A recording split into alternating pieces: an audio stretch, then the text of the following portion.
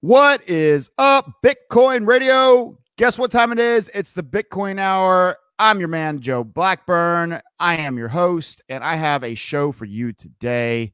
I love mass adoption, folks. It is my favorite thing in the whole entire world to have a conversation about, whether it be with a hater, with an agreeer, with someone who's impartial. I just love talking about how Bitcoin is going to make it.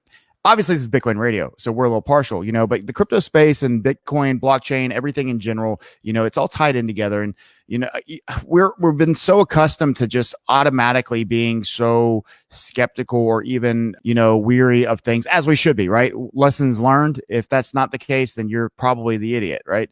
But, we've really got a responsibility to kind of break free from that and at some point, and obviously I think that we can all agree that when great projects start existing, or when things that we're using or that make sense, we'll be a little bit more open, and I think we all share that kind of sentiment. But, it's also going to require other things, the user experience. And if you listened to my podcast last week, or excuse me, the last podcast, I think it was Friday. So the Friday show, I had Fred on, and Fred went through his project with links. And, obviously I was very impressed, and he's a smart guy, but he brought up a lot of really great points. And, today I'm going to have the Give Bitcoin CEO, Cory Klippsten. He's going to join me today, and we're going to have a really in-depth discussion about what they're doing over there at Give Bitcoin. I want to stress, it's our responsibility to not just assume everything's always going to be, sketchy, right? But the onboarding process, that is the first massive step, in my opinion. And when you have a company that's done things differently than everybody else on an onboarding in an onboarding situation, and we're going to get into that. I don't want to spoil it yet, because I'm not the person who needs to start talking about it. I just want to ask the questions. But when Cory hops on, he's going to go into a lot of detail about this, and I cannot wait for everybody to hear it, because to me, this is how the space gets bigger. This is how the space gets better. This is how the space adds new people into it, is making it not just easy, but familiar. And even, like, I hate to say it like this, but the responsibility of holding your own money, although I don't mind it because I understand what it means, that's not a very normal thing for people to do outside of cash in their wallet. And guess what? People don't usually keep that much cash. Anyways, all right, because everybody knows here I could just keep rambling and talking and so forth. I'm not going to do this anymore. Let me go ahead and bring Cory on 1 second. Come on, Cory. What's going on, my man? Hey, Joe. How are you, man? Dude, nice backdrop. I'm doing great, dude. Welcome to the show. Welcome to Bitcoin Radio. It's a pleasure to have you. Yeah, man. I'm here to shill some Bitcoin. That's right. Look, what's better to market? What's better to sell? You can shill a lot of things and get hated on, but if you start shilling Bitcoin, I don't want to hear anything from anybody in the space. I'm a huge Bitcoin proponent. Obviously, me and you've had a chance to talk and get to know each other a little bit, Cory. Been very impressed with what you guys are doing. But let's go ahead and start simple. Who are you? What do you do? Where are you from? Yeah, so originally from California, but grew up mostly in Seattle. So go Hawks. Hopefully going to be a good year here. Spent 15 years back east in Chicago and New York, and ended up getting married and moving out to the LA area. Been out here almost 7 years now. Yeah, big tech background, Microsoft, Google, some B school, stuff like that. Got into startups when I left Google out here 7 years ago, and fell precipitously down the Bitcoin rabbit hole starting in early 2017, like a lot of people. And I don't expect that I will ever get out. Exactly. Nor do I ever want to. Exactly. They should call it like falling up the rabbit hole, because I feel like you're elevated once you see this stuff. But maybe we can start this new trend. You can claim that, tag it, Cory. I think that's a great point. First off, let me go ahead and congratulate you for the Seahawks, because I do think Russell Wilson's playing lights out, and that's a good looking team, man. You got to deal with the Ravens, Lamar Jackson, and then you got Tom Brady over there, of course. But as a Southerner and someone, and I know that you probably appreciate your football because I know that you graduated from Mizzou. But they say that the Seahawks stadium is the only one that can compare to a true SEC stadium. So I don't know if that's true or not. I've never been, but I've heard great things. So anyways, congratulations to your That Seahawks is true. That is true. They're like a college crowd up there. Anyway, you're totally that's cool, right. Man. That's cool. And NFL experience anyways, but we don't need to get too off topic here. Obviously we're here for, several different reasons, but number one is, I'm very fond of what you've been able to do. And we have over here at Mousebelt and Bitcoin Radio, we're, on the bitcoinforchristmas.com, deal. And that's a very authentic, genuine attempt for us to make this a lot easier. You actually saw that website. You reached out to us. I think, it may have been the opposite way. You and Josh, I know we're communicating, but regardless, as soon as everybody started talking, everybody realized, wow, this is awesome. And, folks, you've heard me say it before. I always talk about, I wish I had a piggy bank that would close up in Bitcoin, right?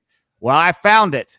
Someone created it, and that person is sitting here next to me today on Bitcoin Radio, and that's Cory with Give Bitcoin. So why don't you briefly overview a little bit about what Give Bitcoin actually is doing? So I'll give the super short version. We like to say Give Bitcoin is the safest, easiest way to give and request Bitcoin as a gift. Another way we talk about it, I think you already mentioned. Whoa, as a gift, huh? As a gift. Right. Yeah. And that means that they don't necessarily need to know anything about it. Okay, cool. All right, we'll get into that in a second. And in fact, we're seeing gifts of Bitcoin already. We officially launched on the 21st because 21 is awesome.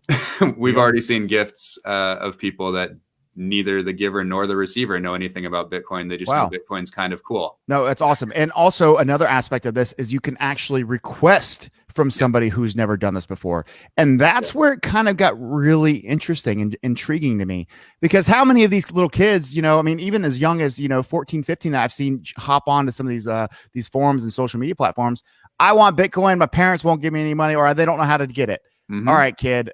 It's hard for me to have to even communicate with a minor, right, about financial anything. So I'm always a little bit weary about that. But this allows that child to, or potential, whether you're a kid or whether you're grandma, whether you're whoever it is, someone can literally buy it for you, send it to you, and they don't have to know. Explain that process. Yeah, that's exactly right. So we're actually rolling out a big Christmas campaign next week, and it's just all about letting young people who love Bitcoin and want to be stacking sats, as many as possible while they still can, cheaply, to get their boomer and Gen X relatives that have plenty of money and don't know anything about Bitcoin, to give them Bitcoin instead of sweaters and tricycles or whatever. Yeah, no, fair. I'm actually sharing the screen right now. Cool. I've made it an account. I don't have anything in there right now, but I just wanted to, I probably should have made it because it really was as easy as it gets. I felt like it's something to at least, be aware of people that, what Cory and his team have built is in the effort to make every question or every worry that you have about trying to explain things that much easier. Cory, how did you come up with this concept? Yeah, well, you just hinted at, what we like to say is give plus time lock plus educate equals Bitcoiner. And I can kind of hit really the three things that led to that really correspond to give and time lock and educate. So somebody gave me Bitcoin in January of 2014 at a tech conference. And, that's a very common way to try to get somebody interested in Bitcoin. And I've always remembered it. I know it wasn't just somebody, but I don't know if you want to get into that. Oh, it's fine. I mean, there's a guy named Brock Pierce that's was big in the Bitcoin space and one of the first angels in a lot of these Bitcoin companies back in like 2013, 2014 timeframe. He's since gone on to do EOS and lots of other things in Puerto Rico, etc. But, yeah, anyway, so he was bouncing around tech conferences still at the time. And, he probably attempted to red pill a couple hundred people at that particular conference, giving them $50 of Bitcoin each into a blockchain wallet. In my case, I proceeded to not read the white paper, not go down the rabbit hole, and lose the private key. Oh man, deadly combination. Yeah. So, the first thing I want to do with this product is like make that better and go save Cory 5 years ago and get him into Bitcoin then. Sure. The second thing that happened is, after I did get super into Bitcoin starting in spring of 17, by that fall, I was very comfortable giving financial advice to friends and family and trying to get my parents to buy some Bitcoin. It took 18 full months before I could get my parents to buy some Bitcoin. They got some this March. And that really doesn't scale. It was probably hundreds of hours back and forth and sending podcasts and talking about book chapters and all kinds of different things and trying to red pill my parents. And then the third thing was I had been just sort of like making it a personal mission to try to get it to the point where, like I often do with startups, that I could get the point of Bitcoin across to the point that somebody would actually understand it and be super into it, in a short conversation, like 10 minutes, 5 minutes, 20 minutes, whatever it is. And so I was constantly trying to improve how I talked about Bitcoin and find the final nail in the coffin. I know the date. It was April 10th of this year. I had just been at a meetup not a meetup, but like just normal happy hour with some like some venture capitalists and some Silicon Valley founders that I know up in SF, and I invited some Bitcoiners, and one of the more eloquent ones who's written a lot and talked a lot, and you all know his name, tried to pitch Bitcoin to some of my CEO friends, and like, you can only get so far. Like, you can have the best analogies and just be like the most empathetic listener and try to relate Bitcoin to the exact person that you're talking to, and it still is really, really difficult to get across in like one conversation. And so that basically, those three things basically just made the idea spring out of my head, more or less fully formed on the plane ride home that night. And I was like, you've got to give, but you have to time lock it so that they can't sell it and they can't trade it.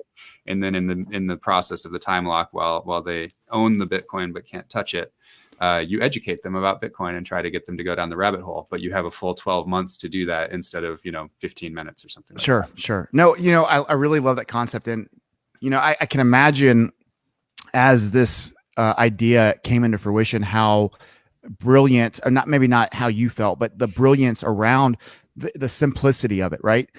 I'm not saying it was simple to create, but the simplicity in which this has to happen this way. It's got to be familiar. And how much did what your parents said, like, and as you brought it up, I had a similar experience, although my parents always supported me in Bitcoin, it's weird, like that generation, the baby boomers and a few years before them, they don't necessarily, like, especially the ones that have the money to kind of just, I don't want to say blow, but like that they can use for, disposable, bets maybe. When you talk to them, like these people, they hear Bitcoin people talking as if this is going to change your life. These people have been saving their whole life so that they are successful, so that they have a security blanket over them as they go into retirement. I mean, I've experienced this several times on my own. When you explain to what Bitcoin's potential can be, typically it ends up on the how much is Bitcoin going to be worth conversation. And when I tell them how I feel about what Bitcoin is going to be, they get a little resentful. I think it's not supposed to be that easy in their minds, right? It's not supposed to have this simple, it just goes up and now you're rich kind of effect on folks. That's not how they've ever been exposed to anything in their life. Everything that they've had, quote unquote, they've worked really hard for, and they walked, 15 miles barefooted, and that old saying, is it's funny, and we laugh about it in that conversation, but these people really feel that way about, how to earn money, and it's a very different age. So I look at what you've created, and I can combine the familiarness to what everybody's used to, whether it be Facebook, whether it be PayPal, whether it be Venmo. You've kind of combined all those features, and you made it where you don't have to have that discussion for people to understand about the transactions, the hashes, the responsibility of not losing it. Now, that's not something that they don't need to know. As you said, it's time locked. Now it's time to educate them as they already own it. And with a little bit of skin in the game, I'm sure that was kind of the inspiration behind it. Why wouldn't they be more interested if they have something that might go up that someone gave them? Now they don't have to buy it, and now they're rooting for it because they already have it, right? Yeah. I think that's the coolest part about it. Sorry for the long explanation of how I'm making sense of it, but that's what I love, is it takes away a lot of the really the hard part, and that is, hey, buy some. Hey, here is some, and you don't have to have a Coinbase. You don't have to do this, and people know my feelings about the onboarding process at this point. This makes it really simple, Cory. I think it's really cool. Well, very much appreciate that. And I'm pretty sure you did a better ad for our product than we've done so far just now. So thanks for that. I doubt that, but I appreciate the compliment. It's funny. Maybe you're just glad to be on my show, and we're good at like building technology, but yeah, it seems like podcasters and Bitcoin writers are doing a better job promoting us than we do ourselves. But that's what it's supposed to be about. Like, we're supposed to build a good product that people want to talk about, and they are, exactly. Which is awesome. Yep. Authentically too, in genuine format, without, you're not that pay for play. Yeah. You don't have to, you've got a very awesome product. Yeah. It's funny. We sponsor a couple of podcasts, Stefan Livera's podcast and Citizen Bitcoin. And my only requirement for those is that I don't see what they're going to say about it in their ads, and that they're not allowed to write it beforehand. Oh, I love it. Nice, man. That's how I do all my stuff, by the way. So I appreciate that. That's the best. Yeah. So I was like, just like, please, Stefan, Brady, like just talk about Bitcoin and give Bitcoin and like bill me. That's kind of like a really strategic chess move, by the way, Cory. I got to give you some props, because when you have to say it off, not most podcasters are very quick off their hip. They're capable of that at any given moment. Right now, like if you talk to one of them right now and they're like, hey, talk about get Bitcoin, they could do it, right? Just because that's the way that their brains are working. I think I probably fall into that category somewhere. And but I love that it's not pressure. It's like, oh, well, I actually have to say what I mean. Oh man. And so you get a really good grasp of it. And, again, you complimented me there. I assume you're telling me the truth. I'll take it. Right. But no, you guys really have put yourself in a position where if you're not supporting something like this, folks, to the listeners, the audience, this is what we've been missing. Like, this is what you've been asking for. Like, go look at it. You at least owe them to at least look at how it works. Right. Cory, let me ask you before we get into a little bit more detail about, what's happening next for you guys. How about security? Because this is one of the aspects, and we talked about this offline and you have a great answer for it. But, people in crypto already appreciate that responsibility. It sucks, but I appreciate it myself. Like, I understand why I'm doing it. But not every transaction, and Fred said this in the last podcast I did, not every transaction, if it's $2 or $3, you don't need to have a wallet that you might forget and lose. It's not worth it. It's too much of a hassle. But talk about security for us. Yeah, sure. So the first thing I would say is, like, when I first had this idea, my plan was for like on-chain time locks, cold storage, I just wanted it to be like the most Bitcoin thing possible. And it was through actually working through what the actual user experience would be and really to make it so that, a 12-year-old or a 70-year-old could receive that Bitcoin safely, that we ended up landing on the product that we have, which we do rely on a custodian. So it's kind of just like a bank account or whatever. Our custodian, and we evaluated all of them. I talked to Zappo and Anchorage and Gemini and Coinbase and literally everybody. And the best one for our requirements with this product was Prime Trust.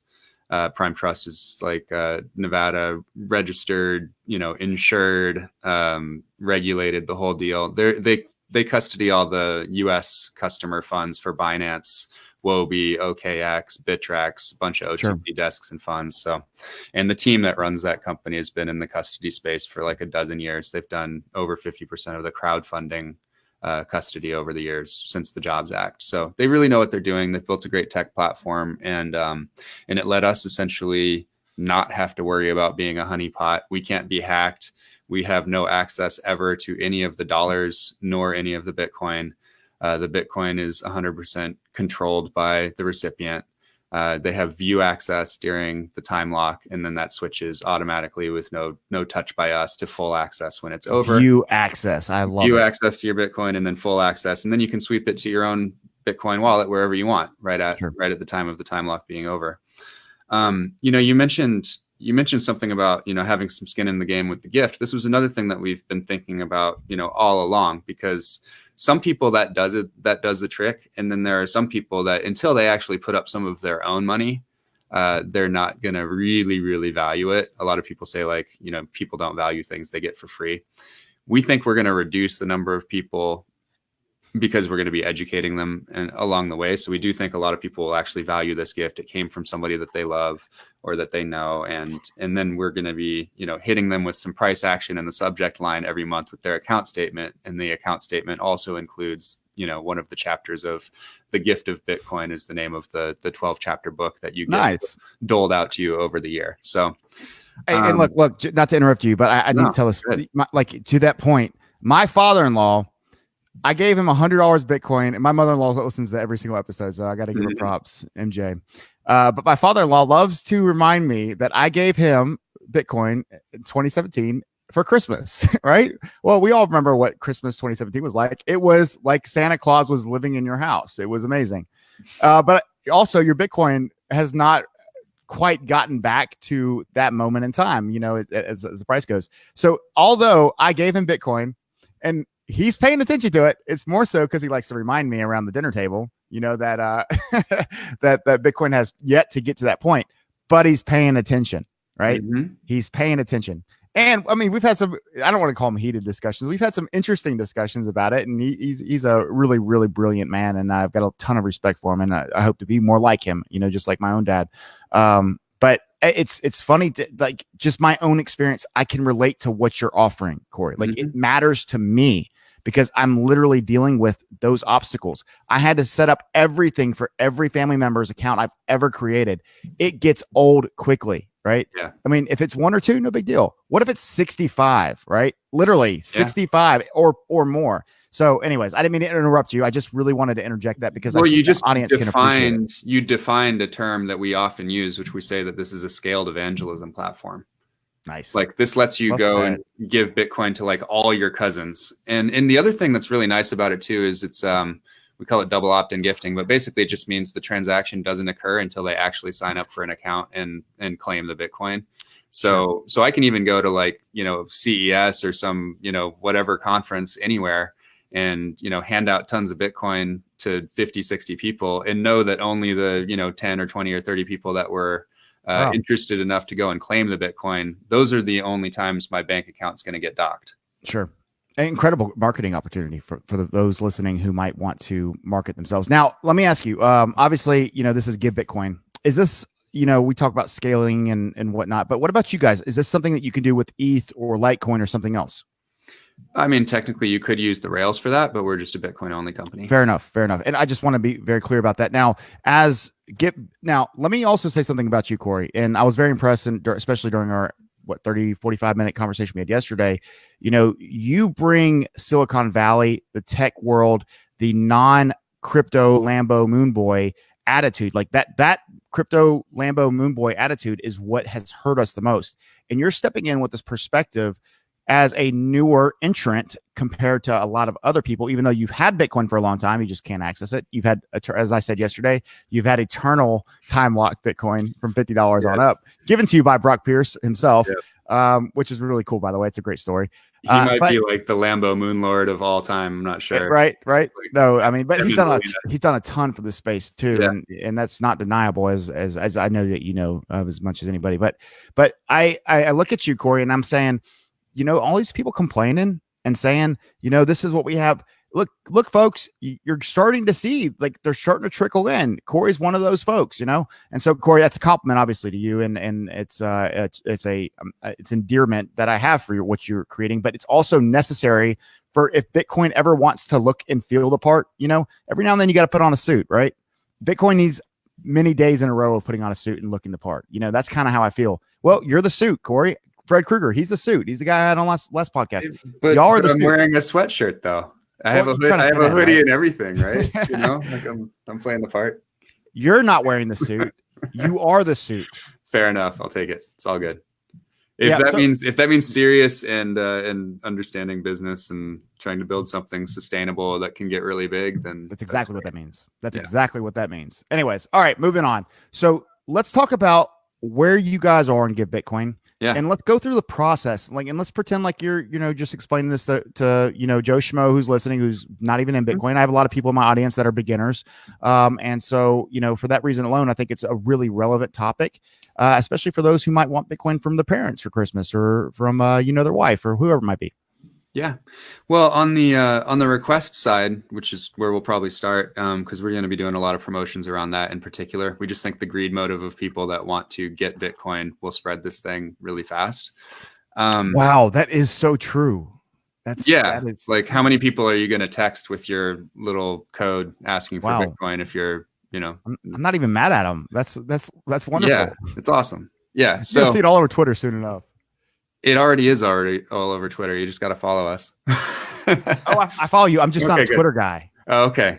Oh man. Yeah. Well, I guess I should be on Facebook more. I mean, dude, I have my communities on Facebook. I don't have time for it. Anyways, so basically, let's just say there, Jenny's a junior in college and she's super into Bitcoin because she's taken some econ and somebody red pilled her last year and she's been able to, buy up a quarter of a Bitcoin saving at her job or whatever. And she's like, you know what? I really want to have like 2 or 3 Bitcoins before the price moons. And how am I going to get that? I'm going to just start asking my relatives and whoever for Bitcoin instead of anything else for, for graduation, for my next birthday. I'm going to ask my boyfriend for Bitcoin for Valentine's Day. I'm definitely asking for Bitcoin for Christmas. And just start stacking sats by asking for presents in lieu of other things. And we make it super easy to do that. On the other side, if like you've got like a work colleague or, a frat brother from back in the day, or somebody that you think has the makings of a good Bitcoiner because they're a human and we're all going to be Bitcoiners one day. Yep. You can basically accelerate their path to being a full Bitcoin citizen pretty easily. I can just go on the website, type in their email address and their name, and then you just basically enter the amount that you want to give. By the way, if you're giving $100 or less, it's automatically 1 year. If you are giving a larger amount, we find that people that, might be giving like a niece or a nephew, like $4,000 or $5,000 or something like that. A lot of times they want the longer time lock. So if you're just kind of using it to like get them the education and hopefully that they go down the rabbit hole, that's usually a gift of like 100 or less. The larger gifts, we let you time lock up to 5 years. Absolutely. Which is now, pretty cool. What, so to me, although we can sit here and use examples of cousins, nieces, I also look at this like, every time I have an extra $100 for my daughter who's 3.5 years old, I can go ahead and lock in some Bitcoin for her now. Mm-hmm. And it's not touchable. It's not something I can be like, oh man, I'll replace it later on. And I've done that before with my Bitcoin in her wallet. Like I have a wallet for my daughter, and I just put, I always used to say 1% of every trade I make goes to my daughter, right? Well, then not every 1% was actually profitable, and I could no longer afford that. So I would just take the wins and I would put in like, whatever felt comfortable. But I also realized really quickly that I still got to live in the real world. We're not at mass adoption yet. I'm not going to the gas station and paying in Bitcoin or in any cryptocurrency for that matter. And so for that reason alone, I oftentimes am going back and forth from Bitcoin, especially when I feel like Bitcoin's going to go back up or it's going to go down. I might exit and get back in, whatever it might be. I love being able to just take, a $5 bill and put it in my, my little shoebox Alice college fund, right? Well, I want that Alice shoebox college fund for crypto, and that's possible now.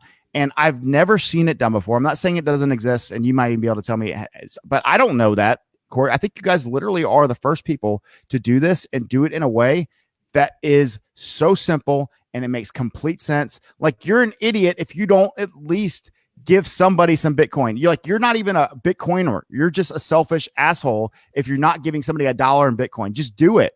Right? Like that's your responsibility, folks. My tagline, Cory, and you may or may not know this, but I always say the cryptoverse, it belongs to all of us. It's our responsibility to take care of it. Right? Well, I know what I'm doing. I know what you're doing, Cory, but what are you doing, audience member? Can you give somebody $1 in Bitcoin? Yes, you can. Now you can. And this is how you do it. Cory's shown you, right? GiveBitcoin.io, right? Anyways. Okay. So now that I'm off your pitchman wagon. I love it. All excited. I should clarify our gift range is $5 to 5,000. Sorry, $5. That's right. But hey, no, fair. Yeah. I was just making a point. That's all I was saying. Yeah. And I want to be like super transparent about fees as well. So it's 2% gifting fee. The gift includes transaction, time lock, custody, and the education for 2%. And then it's a $2 minimum. So any gift 100 or less is always going to be $2. Sure. I don't think I have zero problem with that, by the way, Cory. We've had people suggest like, why aren't you charging $5, $10, like whatever. But you know what? We just want it to be easy and simple, and I think everybody is fine with $2.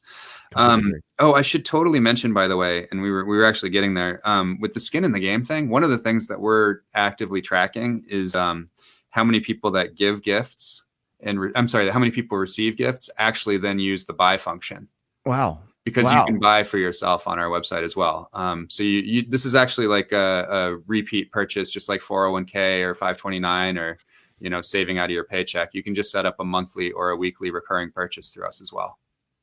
Cory, and this is not like to discredit or take away from the amazing things that you've accomplished, but I sit here today leading a crypto community of 115,000 folks begging for something to come along that makes all this easier. And you're just like this like a phoenix rising out of all the ashes of 2017.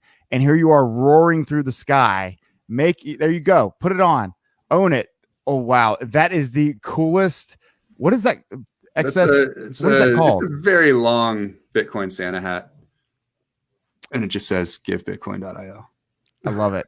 I was going to make a joke here. I can't. But I was going to say, it reminds me of Satoshi, and in a really funny way. But anyways, Cory, let's go ahead and let's kind of also address this part too. Yeah. It's what, okay, no, actually, let's go back to what you just said. And that is that now people, the data. So what has been the results of that so far? So we just launched like 2 weeks ago. We've seen, I think there's something like 400 or 500 people that have done something, giving or receiving so far, Sure. which is pretty cool. I'd say the average, like the bulk of the gifts have been either 20, 50, or 100. We've had quite a few at like 250 and 500, and then we've had a couple of outliers. Some uncle gave $4,500 each to a niece and a nephew, so that was That's pretty cool nice. to see. So yeah, Look, it's when someone been cool. actually gives the one Bitcoin, like the first Bitcoin, the full Bitcoin, like please let me know. I look forward to finding out Listen, who that I might hope be. that never happens, given that our max purchase amount is $5,000. So I hope we Oh, never that's see right. that happen again. My bad. My bad. My bad. You're But right. we are Well, they could do two different well, transactions. they could, yeah, absolutely can. Yeah, you're right. But we are agitating for an increase to 10,000 through our payment processor. So we're hoping to get that done. Really Crucial point, though, we didn't hit this. You cannot give away your own Bitcoin through us. This is what we say is we help you liquidate dirty fiat for beautiful orange coin. There it is. So all you can do is purchase Bitcoin and give it to somebody. We're trying to take Bitcoin out of circulation. I love it.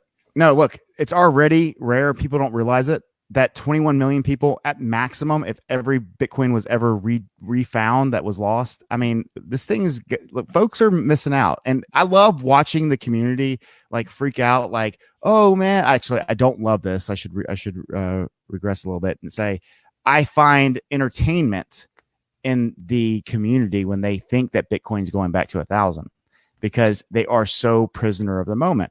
And it's Bitcoin will make you that way. I can be that way too. It depends on what kind of position you're in. Are you in a long position? You don't care if you're day trade, whatever. But it's so rare and it's only getting bigger, Cory. Is that not right? I mean, listen, long-term trend is up. My favorite chart ever is a candle chart, and all that's on it is the 4-year epics. So it's like it's 3 big green candles so far, and it's like, do you really want to bet that 2020 through 2024 is going to be a red candle? I don't want to bet that 2020 is going to be a red candle. Well, it's clearly not going to be. It's going to be a big green one. It can't be anything else. I mean, we're talking about mid 2016. It's going to be a big green one. Exactly right. When someone comes to you and or to the website, they interact with it. What has been your feedback in the user experience? Just how easy it is and how fast it is. I mean, I was at a holiday party last night, and it was the Graycroft. That's a big venture firm across New York and LA. And yeah, I mean, I was like giving Bitcoin to some people, and they just couldn't believe that it was like that easy. And I got notes this morning, saying, wow, that was like super simple. Now I own some Bitcoin. This is awesome. Absolutely. And what about regulation? I mean, how is this kind of, I mean, I can't imagine that the legal side of this was cheap because everybody else seems to have a lot of problems with it. Clearly you guys have figured out how to make this work. But I mean, what was the government push back on this at all? I mean, you're out there in California doing your thing, trying to make Bitcoin. I mean, any pushback? I mean, I have an exceptional lawyer that I've worked with over the years. Go ahead and plug him real quick. So Fisher Broyles, Mark Boyron is the one that I work with directly. Also good friends with Adam Edinger, who was formerly at Shepherd Mullen and went over to Fisher Broyles about a year ago. So yeah, I mean, they're a good shop and they know what they're doing. Yeah, I mean, we feel well protected and that we've done everything completely within regulations, and our terms and conditions have been edited like 90 million times, and we know exactly what we're doing. No, and I try to remind everybody that I speak to, and whether that's somebody who's never been in, Cory, or if that's somebody who's been in for 8 years, 9 years, 10 years, I always say, look, the conversation doesn't always need to be about how much money are you going to make from this. In fact, I know that's the reason why I got in. It honestly is. But I stayed, and I didn't coin this. Many people have said it before. Came for the profits, stayed for the revolution, right? And that's kind of the whole point of what you've done. This gives you that time period. What's been your favorite part about the whole thing? I mean, it's yet to come, to be honest. Like, this is very great answer. This is very future focused, and we are very mission driven. Everybody that works for the company is like a hardcore Bitcoiner and really wants to pull the future forward and ensure that it actually happens. Both of those things. Like I want it to happen for sure. And I want it to happen sooner so that we get to enjoy more of our own lives in a robust Bitcoin laden future. No, I love that, by the way. I think that what you've explained to people today, and obviously, as someone who's a host of a podcast show, it's very rare that I get to have somebody on that I just get super like giddy about. Like I'm like the kid on Christmas, and you're Santa, right? You're bringing this opportunity for me to be able to say, this is how you do it. This is how you can give. This is how you can receive. Like you've given me an arsenal of weapons. And I am fighting, against 1100th century fiat. That's how I feel, right? That's what we're doing. Yeah, it is super interesting. I mean, I was at lunch yesterday with a bunch of normies, and and just normies, the no coiners. It was like, well, it was 14 people, and they kind of went around the table to talk about like things they wanted to see in 2020. And, half the people mentioned politics one way or the other. And they were like, I want it to be more right, or I want it to be more left, or whatever. Near in LA, so it was mostly left. And, sure. And I don't even care anymore. Yep. Because the fight that we're fighting, and luckily I was the last one to go out of the 14. And I said, it's funny. I think we're going to look back on this in like 20 or 30 years, and we're going to realize that the fight was not left versus right. The fight was like centralized versus decentralized. And right now, left, right, and everybody is speeding as fast as possible into a future that looks a lot like the book 1984. Yep. And like Bitcoin is by far, it's really the only defense that we've ever had against that inexorable march toward dystopia. So I'm really just kind of eager to see Bitcoin head that off, and make sure that we don't have to live in, the worst possible future. Absolutely. And, that you just brought up a great point. And I agree 100% with you. We are driven to divisiveness by things that I don't want to say that don't matter. Obviously, there's a lot of people who think that these things matter a lot, but they do not take into account a lot of other things that matter a lot too.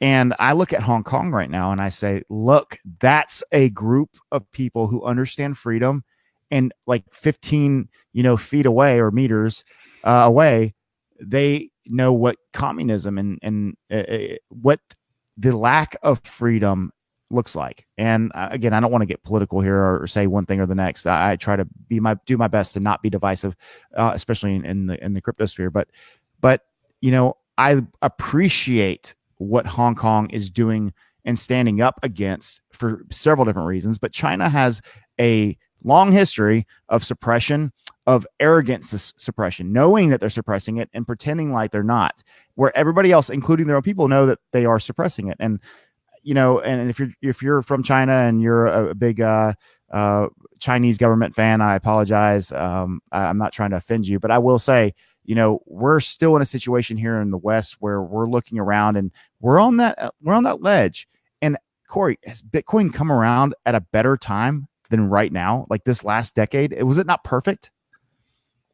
Yeah, I mean, we definitely we needed it when it came, and it's funny though. Like we look at Bitcoin, and this is not news to any of your listeners and viewers that have studied up on it, but sure, it really was kind of like the last 10 or 20% on top of a multi-decade effort by a lot of people that built every aspect of this system in different forms. It just hadn't had that burst of combinatorial creativity that spit out the whole system that worked. Wow. Well said. And that's the weird thing. Like, I sometimes, and we think about that too, because a lot of people are like, why don't you just let people give Bitcoin? And it's like, well, let's just use Cash App. Like, it's fine. Like, send it around on Coinbase or whatever. Like, sometimes the simplest product actually does have a few things going on in it.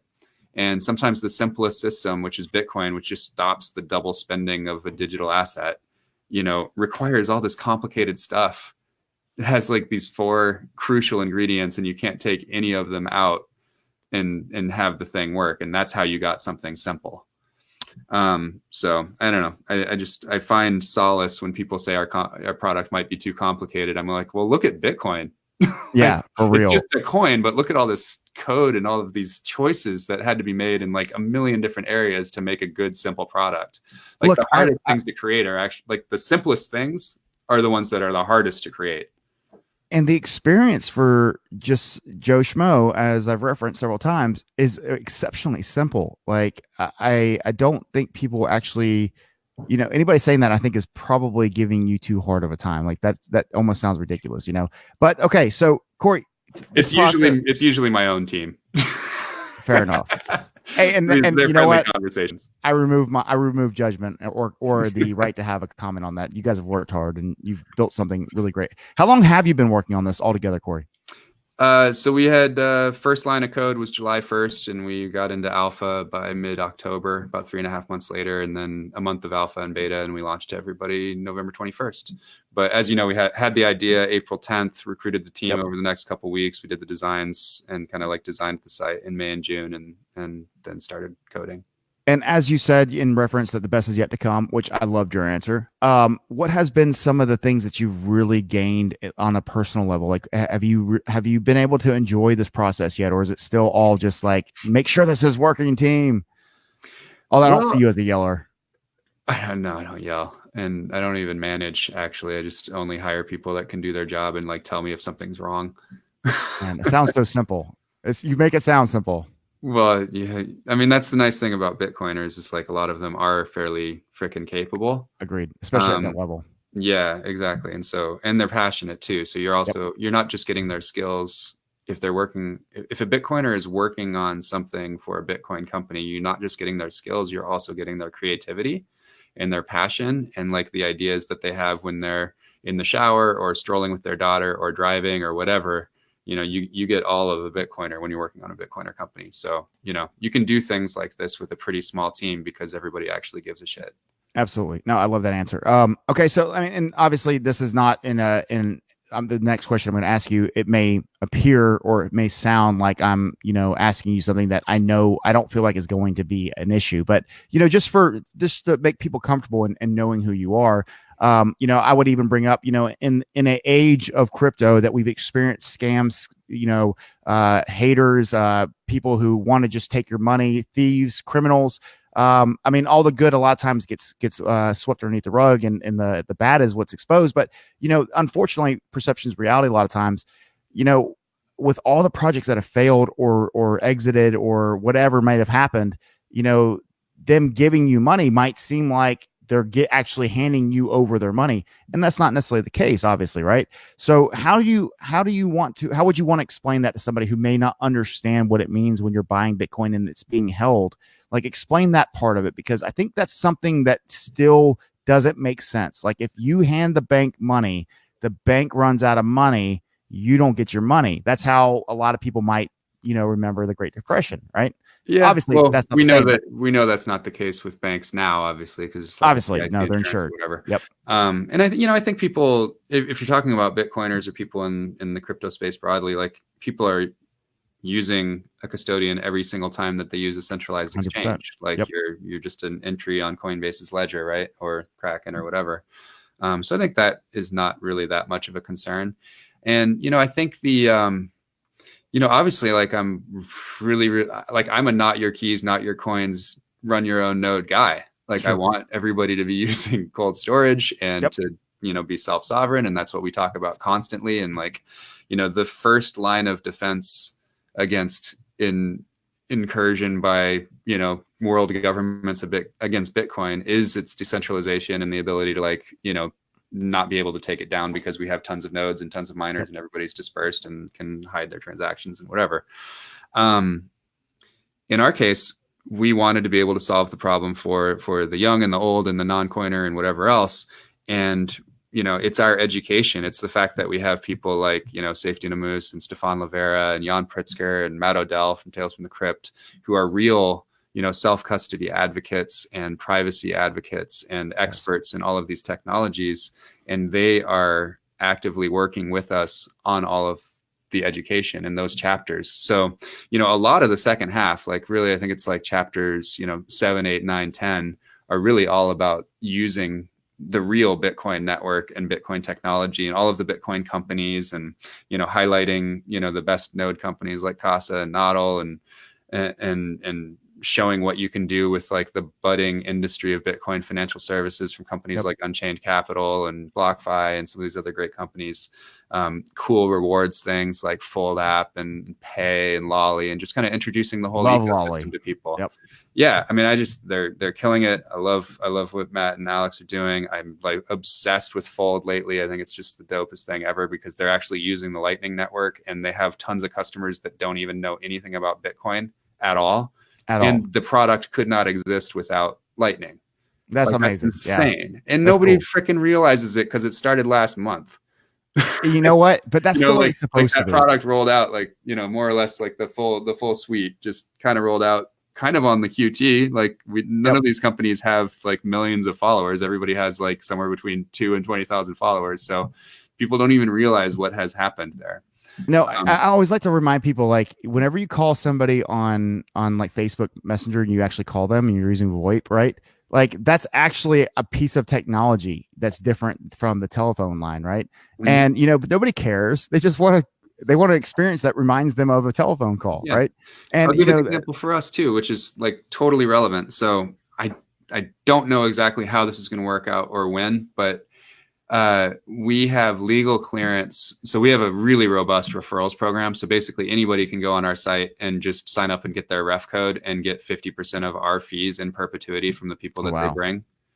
So we have, you know, big YouTubers rolling that out and, you know, putting it in front of millions of fans. And, you know, we've got the blockchain. They're going to do very well. Yeah. The blockchain do very well network, like a lot of these people. So the, you know, the happy hour show on BTC Media, like those guys have their own ref code, et cetera, et cetera. While we are US only right now, and we do, you know, as soon as we can have the money to go country by country for the legal review, we'll open up the rest of the world. But for now, we're US only. But refers can be anywhere around the world. And they're, you know, so somebody in Venezuela or the Philippines can, you know, go on social media and promote Bitcoin and use a Give Bitcoin ref code, and they're stacking sats. And our plan is to pay everybody out via Lightning. That's cool. That's cool. So, I mean, although you may not be able to buy it, you definitely can still... You can earn it. Yes, exactly. And that is special. I think that's a really awesome opportunity for a lot of people. And I think you'll see a lot of people jumping on board that. Obviously, you said you've already seen it. It's all over Twitter. I'm just not a huge Twitter guy because I'm so busy. It's not that I hate Twitter. Keep that in mind, Cory. I'm just busy with Facebook. I got 115,000 people in my group. You know, it gets busy guy. It stacks up, man. Yeah. You know. Anyways, but all right. So what do we miss, man? Like, I think that you've done a really good job explaining it. Obviously, I'm excited about this project and what you've accomplished, Cory. I'm really proud for you and proud of what you've done for this space. It's been necessary. It's been a long time coming, and I thank you for that. And on behalf of my community and everybody else in crypto, I like to say that I have a pretty good average voice for what people are thinking. And in this respect, you know, if I need to send Bitcoin, I promise you this much. This is the only place I even know to go without making it super hard on myself or being in front of somebody, right? And, you know, even still, why wouldn't I want to use this anyways? Send it to, you just make it so easy. Anyways, all right. So moving on, what have we missed? What is anything that I didn't cover before I get into my fun little quick fire section? Speak freely. Yeah, so I guess I'll just say, like, as near as we can tell, the best. I'm in no hurry. No, it's fine. I was just gonna say, like, I just wanted to get the company's sort of mission out. So it appears that there's about 7 million people worldwide today that own $100 or more worth of Bitcoin. Wow. So that's 0.1% out of the 7 million people, right? Yep. Our goal as a company is to create another 21 million people that own $100 or more of Bitcoin. Love it. Love it. We're going to try really hard to do that. I don't know like how possible or in what time frame, but like that's what our goal is to get $100 or more worth of Bitcoin in the hands of 21 million new people. I don't think that's hard to do, considering that what was the percentage? 1/10 of a percent? 1/10 of a percent, yeah. 1/10 of a percent of the world is holding $100 more of Bitcoin. Yeah. And that is ridiculously low when you think about what Bitcoin means to this world and how it opens up so many doors for so many people that have never had these opportunities before. Now, well said, Cory. And what else? Anything else you want to hit on? You just made me think of, I think the Christmas promotion should be like, you know, make your kid join the top 10th of the top 1%. Ooh, nice. Give them $100 of Bitcoin. The 1/10%. Yeah, the 99.9 percentile or whatever. That's right. The 99 percentile. That's so much easier way to say it, by the way, than the 1/10%. I got to think about 1/10%. I'm not a mathematician. I'll ask our smarter younger people how you're supposed to say that, and then we'll put it on. Fair. But lightning round, whatever you call it. Yeah. We'll get there in a second. But again, you just brought up a point. It's so funny how the young people are so adaptable with technology, right? I mean, they're just. But one of the things I learned over Thanksgiving this year was I was actually me. I was being the old man in this case. I just didn't want to think about it, and for the first time, I was like, "Wow, that's what it's like to be behind the technology." Because until this point in my life, I've always been like showing everybody. My little brothers, who are just one's still in college, is senior, and the other one just graduated. They're coming up to me and they're explaining some things. I'm like, I don't need that. Get out of my face. And they're like, what up, old man? And these are my younger brothers, and it's like, what? I might have a little gray in my hair, but I'll still whip your ass, But anyways, that's obviously just in joking. I mean, I love them to death. I'll get to see one of them tomorrow. But long story short, I've been behind the technology, I guess, for the last year or so. And some things, I'm not going to get into too much detail because it's a long story. But this, you're not moving the show over to TikTok? Not yet. Not yet, but I did make a TikTok. Did you? So this is just a funny story. Jan Pritzker, like very serious, 40-ish or whatever he is, author of Inventing Bitcoin. He started getting on TikTok about a month ago, and he's got like a bunch of followers, and he's like making his cringiest meme videos possible. Like he's just having a blast with it. He's doing like rap videos and stuff. That's awesome. He's just like he's trying to, how do I reach these kids? Like he's trying to recruit the youths. With his Russian accent, it's great. I love it. That's incredible. I cannot wait to follow him now. Just like Twitter, I won't check it about once a month, but regardless, that's awesome. All right. So as everybody knows, I like to do my quick fire. It's as I told you, Cory, there's no requirements to answer. This is just for fun. This is not supposed to be taken overly seriously. You should be able to speak as you will, but obviously you have a business to run and you want to represent your company as well as yourself properly. But there's no judgment on my side. Obviously, I can't speak for the rest of everybody, but I'm always respect everybody's opinion. Everybody feels a way for a reason. So with that being said, we'll go off and we'll start with a not so easy one, but easy one as far as the type of topic. And that is, what is your favorite movie if you have to use two of all time? Two's okay. Two's okay. If you want to say two. Some people have just one, and some people are like, "Oh man, this is the hardest question. You're an asshole for asking me." Yeah. That it actually is hard. I don't know. I'd probably say,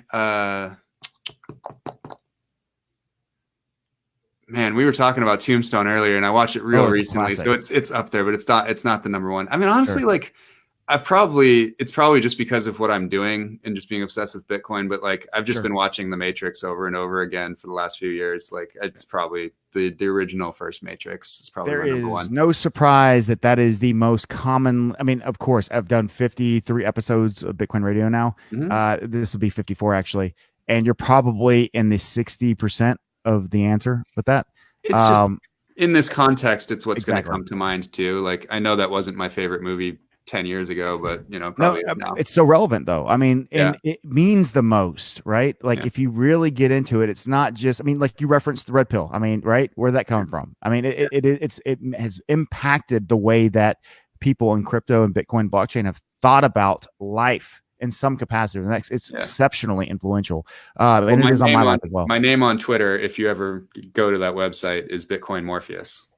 Nice. I love it. That's a great handle, by the way, bro. How did you get that? It's not the handle. It's just the name. Fair enough. The handle is my birth certificate name, but fair enough. No, I was gonna be really impressed, but that's still cool, by the way. All right. Thanks. So moving on. Next question. I'll kind of mix it up a little bit.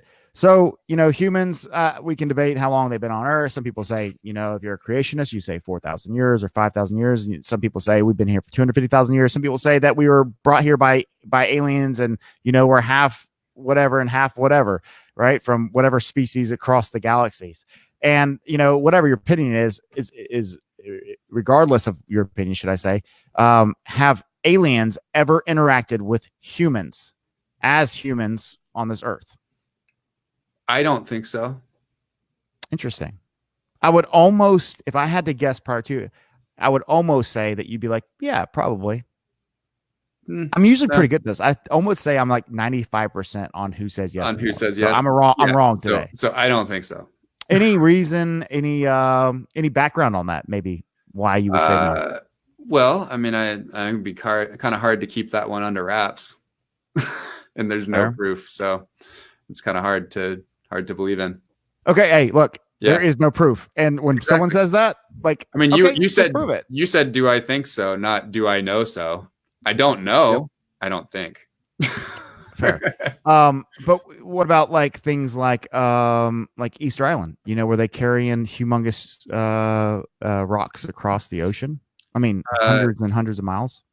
No, but I did see something about how they were actually created. So all right, don't ruin it for me. Yeah. I don't want to hear it. Just magic giant. I don't want to hear facts. I just want to hear that aliens. By the way, a very, very crucial step in the evolution of money, and maybe as close to the Bitcoin system as anything else, because it was this like visible ledger that was immutable and couldn't be moved, and it was like super easy to see if somebody added to the supply. Interesting. Love it. Yeah. All right. But by the way, feel free if you wanted to expand on how Easter Island was created. I really was just joking. I don't want anybody to actually think I don't want to hear the truth. That's right. Now how the giant heads got in the middle of the crop circles halfway around the world, like I don't know how that happened. That had to be aliens, obviously. Maybe so. Yeah. Thank you. You see, it's open ended, right? All good. Nobody knows for sure. Yeah. I mean, one way or the next, like, you know, whether you're the biggest, no way aliens ever existed, or there's nothing in the galaxy at all, or the universe, or if you're like aliens, we are the aliens, right? Whatever it is, nobody can tell me for a fact, and so that's where, you know, it could be, could not be, and the question is not do aliens exist? It's have they interacted with humans too? So I like to be a little bit more specific. All right, moving on.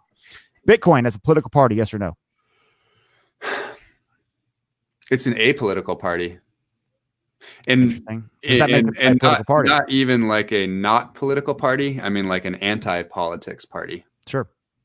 But is there room for that in politics? No. The whole point is that Bitcoin is against using politics to change things. It wants to change things through economics, basically. No, agreed. And and we're on the same page. And not even play devil's advocate here, but to get to that point, you have to convince a lot of people that that's realistic in some people's minds, right? And I'm not necessarily one of those people. How can you explain that you don't have to? Is it just over the course of decades of success? Is that, I mean, because there's a lot of time in between now and then, and most of our lives are going to be, you know, in between that time period.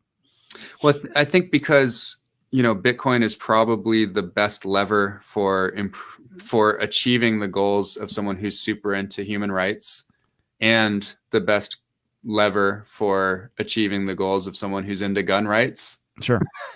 And pretty much all these other things. It's just this giant tent.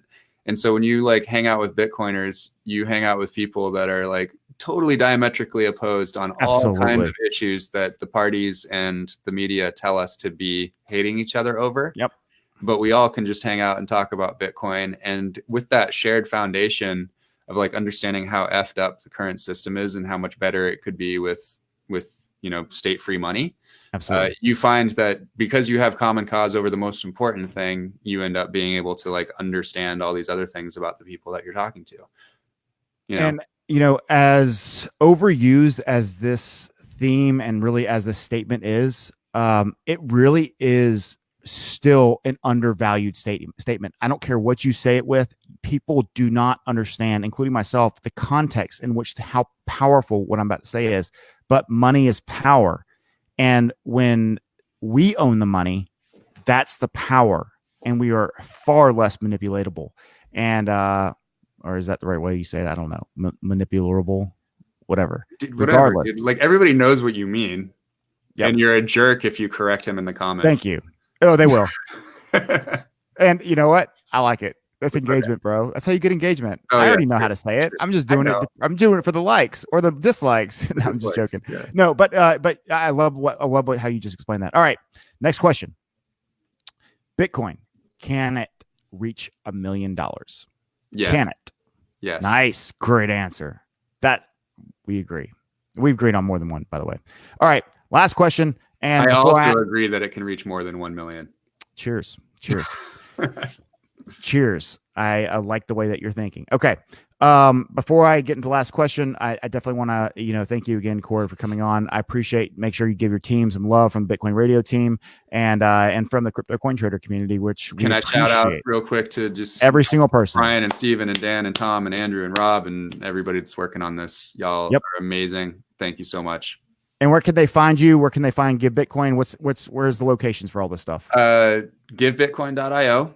Give_Bitcoin on Twitter, Give Bitcoin on YouTube, Cory Klippsten, CoryKlippsten on Twitter. Yeah. And you can always email us anytime at 21million@givebitcoin.io. And as I mentioned before, folks, with Bitcoin for Christmas, Bitcoin Radio, Mouse Belt, Patrick, myself, Josh, Ashley, obviously Jim, and so forth, we're proud to be able to have a company like givebitcoin.io show up, have this conversation with us, allow the community to hear it. And I know they're just as excited to potentially bring you on as part of their community too. So don't hesitate, folks. You got any questions? Obviously, you can always ask me, but go to them. They are the experts in their company. So I'm not the expert in givebitcoin.io. Go to them. They'll be the ones to answer that for you. And as noted, and as we will also put in the description, we'll make sure that people will know how to get there. All right. So final question. Before I ask it, do you have anything else that you want to say or any more shout outs? You want to tell mom hello, whatever? No, I think I'm good, man. I'm excited to go and finish out these presents for all my little nieces and nephews and cousins, and how I'm giving those gifts. Nice. All right. So here's the last question. Did you have fun? Had a blast, Joe. Thanks. That a boy. All right, Bitcoin Radio. Until next time, this is WBTC, where Bitcoin lives. Take care of the cryptoverse, folks. It belongs to all of us. As I've already said, I know what I'm doing for it. I know what he's doing for it. But what are you doing for it? Until next time.